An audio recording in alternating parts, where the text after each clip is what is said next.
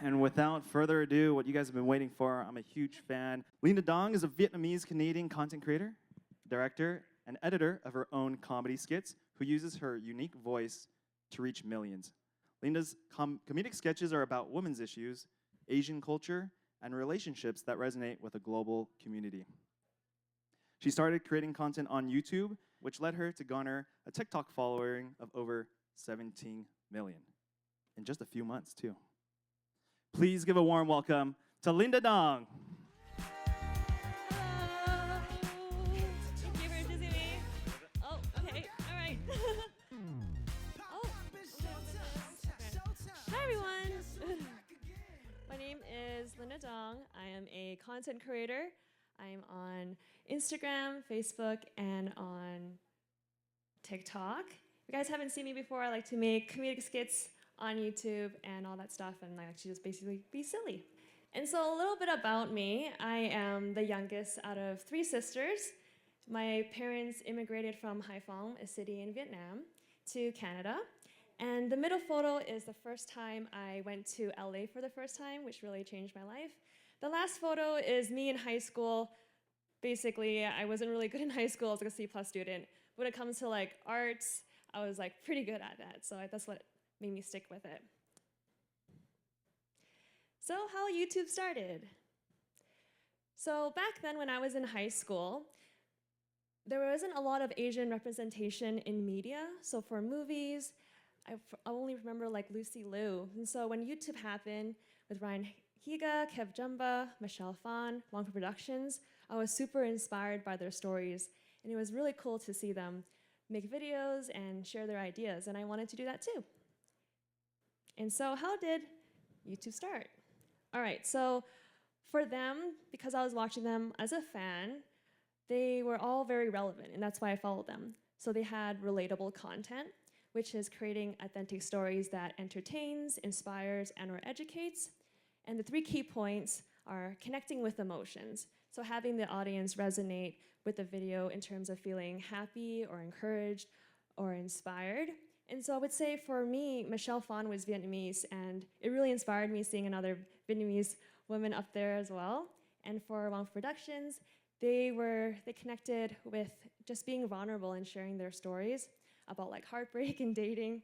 And with Ryan Higa and Kev Jumba, I followed them because they were really funny. So it made me want to like tune back in and like watch their videos. Number 2 is sharing a personal experience that you can relate to. And number 3 is knowing your target audience. All right, so that's what I did. Beginning steps of YouTube, I had an idea, I would execute, and then I would upload. So my YouTube schedule was very strict. Every Thursday, I would post a video, and so I would write ideas, turn them into scripts. I would ask friends and family to be in them. I would organize schedule, time, and location.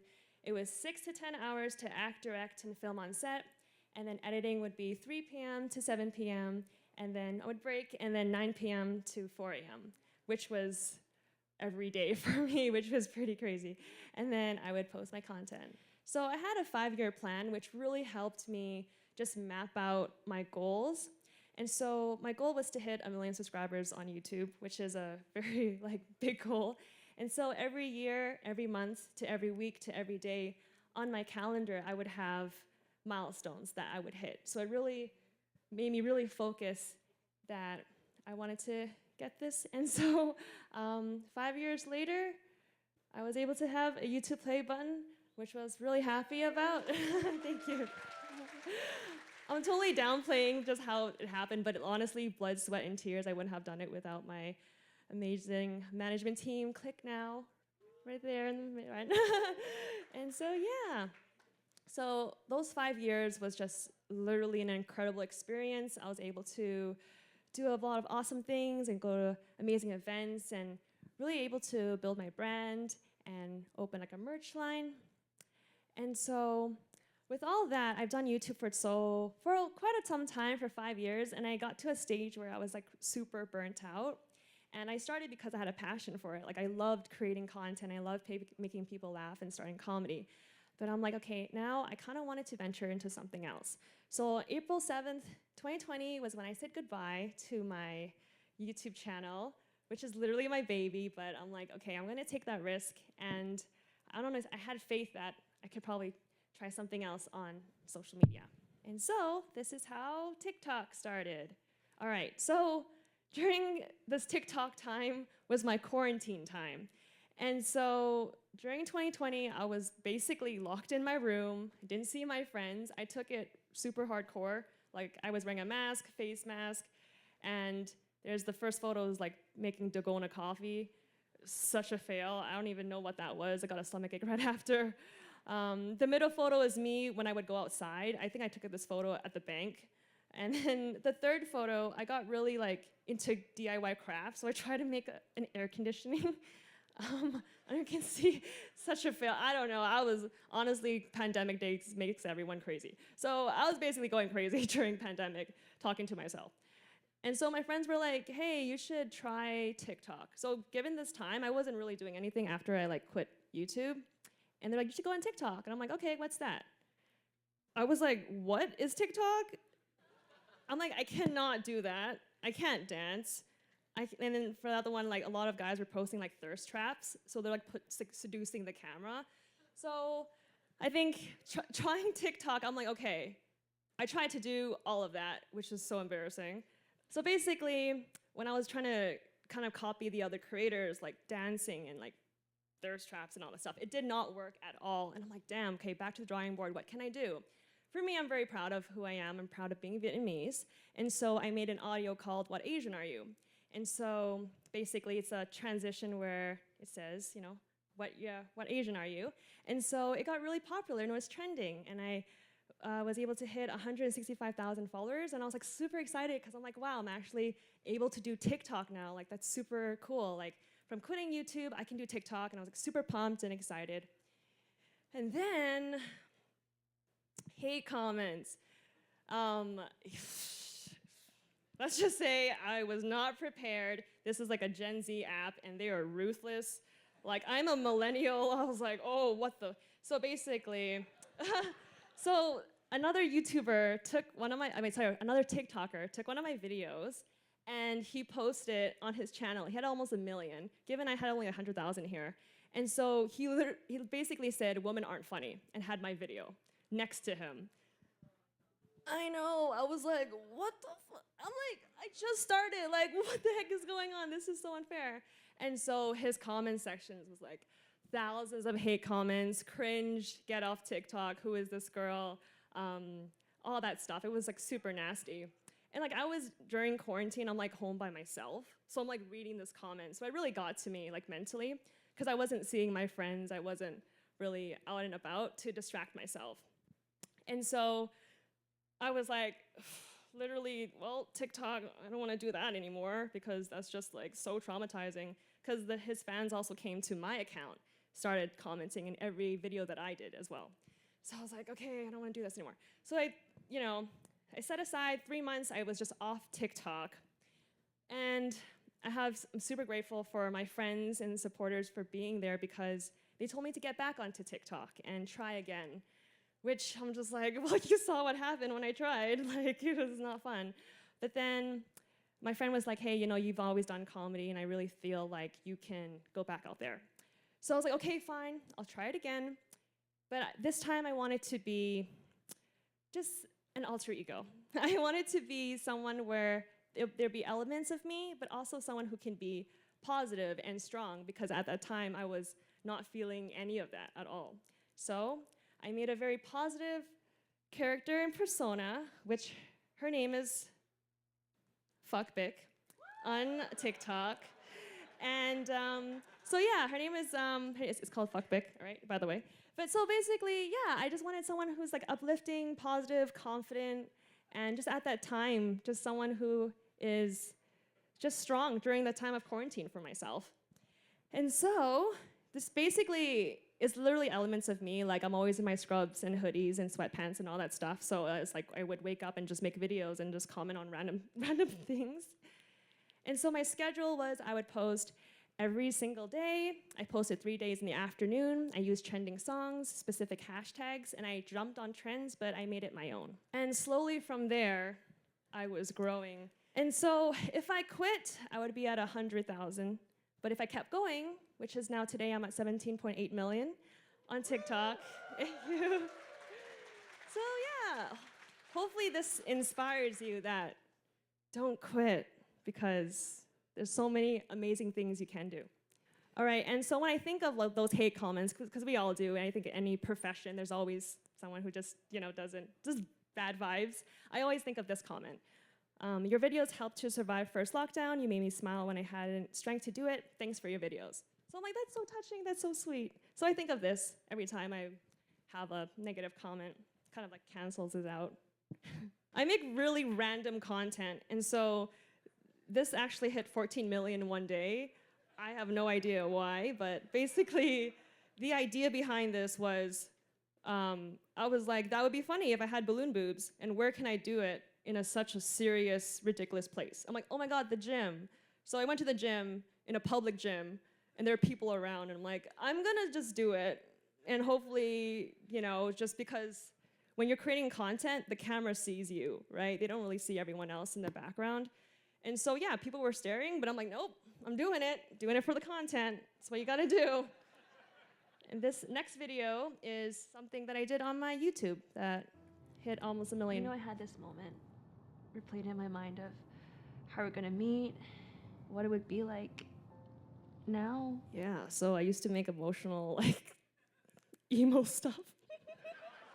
I was going through a breakup that time, and I feel that when you're vulnerable and you're sharing with your audience, you're letting them know too that we're in this together. It's like a little community. Like, you're going through heartbreak, me too. So I was like sharing and writing all these stories about emotional heartbreak. Yeah. Next is Instagram. And so this is an Instagram post that did really well. Got over 90,000 likes. When you thought at this age you'll be married and have kids, but you're going on dates asking what their favorite color is. So yeah, the thought behind this, I was just eating pizza and I'm just like thinking to myself, wow, this is my life. It's just like a millennial. And I feel like the more raw you are when it comes to Instagram, just the more relatable you are and people kind of understand you more. And I feel like that's just something that it's more fun when people enjoy. So in conclusion, out of this whole thing, if you just started listening to now, this is what I want to say. Lesson, choose a career path you feel like you're an A+ in, not a C+. For example, with the popular TikTok creators, dancing and all that stuff, I wasn't really good at that, but I really enjoyed comedy, so that's what I chose. So also, once you think you can't do something, you will start to believe that you can't. But know that you can. You just have to shapeshift and keep moving forward. Great, thank you so much for tuning in. Thank you. Yeah. Thank you. Yeah, there's a Q&A. Thank you. Thank you. Fist bump. Hey, yeah. Nice. This is not a vape, by the way. I was like, I'm not holding a vape on stage. I can hold that Here for you you. So we do have about 10 minutes of Q&As, and we do have our volunteers out in the field. So if you guys have questions for Leenda, feel free to raise your hand. I will point to you, and our volunteers will hand you the mic. We have one right there, all the way in the far corner. So my name's Randall Yip from AZAM News, and I was just curious. It took a lot of guts because you were successful on YouTube, and you just said, I'm dumping YouTube, or I'm going on this unknown territory toward TikTok. How did you reach that decision, and why did you decide to go all in on TikTok and not stay on YouTube and continue TikTok? For me, I think for me, I was a bit burnt out with writing scripts, and I was like, when I started YouTube, I was really excited, I was really passionate about it, and I lost my passion in it. So I'm like, okay, I want to try something again that I'm passionate about and try something new. And I took that risk. I was scared for sure. I was like months of not working and just not doing anything. But then, yeah, I don't know, it just kind of happened. So I'm definitely very lucky that it all turned out. So that's my guts. If that answers your question. Cool. Cool. All right. We'll have a question right here in the third row. Hey, Linda/Yolanda. Hello. I'm a big fan. So my question is there a reason why you decided to leave YouTube? Because you mentioned burnout, and is there a specific problem with the format or anything like that? And why did you decide to make videos like in a short form content instead? I did notice a shift in YouTube. So for me, it was more short form, more like short film content. And I felt like it was changing towards TikTok, which was more shorter, like 15 to 30 seconds. So I also saw that shift too. And it also made me want to like go into something else. Thank you. Yeah, thanks. All the way in the back on this. Yes. Hi. Wow, my voice sounds different. The question is that after you quit YouTube, what's things you did like to try to figure out your next step? Your next step. Oh, my Yeah. next step with YouTube? I actually didn't have a next step at all. I just jumped right into it. So are you trying to figure out other areas besides like making content on social medias, or have you ever think about like totally just jump out of your comfort zone? I did, yeah. I was actually assisting with casting directing for a bit. So I had like an office job after YouTube. That was really interesting. It was like 9 to 5. And I was like, oh wow, I'm just like really not good with numbers and like Excel sheets. And I was just like trying to totally fake it. I'm like, when when I met the casting director and she was hiring, I was like, yeah, I can do Excel. And then at that day, I'm like looking at YouTube, like, oh my God, how do you do this? And so, yeah, I did that, which I'm actually still interested in. But for me, I've always known I wanted to do something within the industry with as creating content or the acting industry or something like that. Yeah. Cool. All right, we will take one. Raise them high. Raise them high. Let's go. Let's go further back, right in the center, where the mic is going to be really hard to get to. You can pass it. Yep. Yep. The gentleman. Hey, I was interested in your creative process. I saw that you had like a very rigorous schedule of how you create, and wondering how much of your creative success do you attribute to having that rigorous process versus like these more ad hoc bouts of inspiration? I would say that if you're starting social media, to have a schedule for sure. It definitely helped me just visualize everything. And I definitely have the creative process of sometimes I have ideas where they just comes naturally to me, where I'm just like walking, I'm like, oh, that would be funny. But for me, yeah, looking through content really helps, looking at other creators, and usually sometimes that inspires other ideas as well. And so, yeah, I think writing it, like, there's both. There's both ways, where it's writing it down or even having it in a schedule as well. Just kind of plan a day, just plan out everything. I see you eager over there, raising your hand before she's finished. We'll have you. Thank you. Well, this is for my husband because, by the way, my husband, I have half Filipino, half black kids, and it was my husband that actually introduced me to you in the middle of the pandemic. And I was like, what the hell are you watching? And I said, this lady. And so this is for him. What is the next step? Like, you see the shift from YouTube to TikTok. So what's next for you so that my husband and my kids can see, oh, we got to follow. She's going this way. But we just wanted to say thank you because you really did put a lot of smile in our household. And it was very stressful moment, right, during those times. And we just want to say thank you because you did put some Thank you so much. That's so sweet. Aw, I'm so emotional. I was getting teary. I'm just like, don't cry, don't cry, don't cry, don't cry. Oh, that's really sweet of you. Thank you for saying that. I really appreciate that. For me, my next steps, honestly, I've always enjoyed creating content, but I think the goal would be I would love to make a series or write a series for Netflix is basically the bigger goal. So we'll see if that Sure, would you're well on happen. your way there. Yeah, we'll see. Yeah, I don't know. Yeah, thanks. All right. I mean, you got both hands up, so I have to choose you. I think we might have time for one more question after this. Hi, good morning. Ooh, really loud. Thank you so much. I just have to tell you, number one, that I am so super inspired by you, especially when you talked about hate comments and what it did to you and how you had the guts to pick yourself up and keep going. It was so super inspirational. So no question. Yes, the question is, how did you find and grow a team that worked with you so well to create all this content and become so popular? Because this is so inspiring for me, and I'm hoping I have a nonprofit I'm trying to grow, and I'm growing very slowly, and I definitely need lots of guidance. So any advice you can give me would be greatly appreciated. For sure.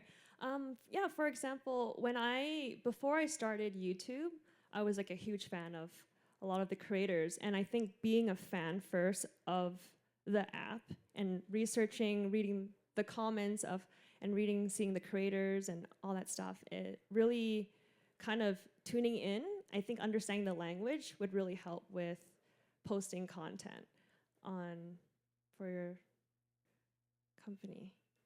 Yeah, did that answer your question? I was hoping to hear about how you were able to find a team and build a team and grow so much.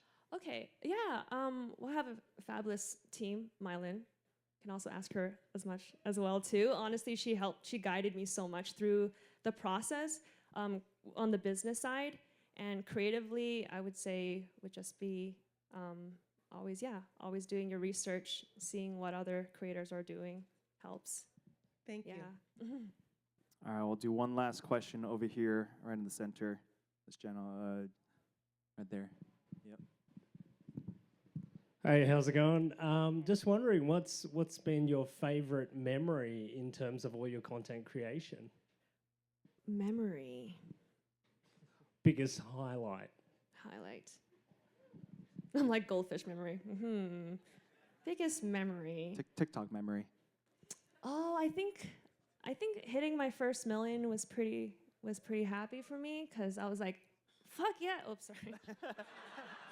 Beep. Gotta be professional here. I keep forgetting where I am. Totally. I was like, heck yeah, I could do this. Screw that guy that said I suck. Now I surpassed him, you know? That's probably my favorite memory. Yeah. All right, well, thank you so much, Leenda. Yeah. And thank you guys so much for your questions. Just want to give you one last opportunity for any last words you want to share before we close out. Oh, yeah, last words. Like I said, I think I downplayed a lot of my just kind of going through YouTube, but mental health is really important. Take breaks. I know you want to hustle hard, but if you can, plan that vacation or just have like something to look forward to other than work, because work can get really stressful. So just go on a walk, touch some grass. All right, that's it. The treadmill, right? Yes, exercise. Well, thank you so much, Leenda. Another round of applause. Thank you.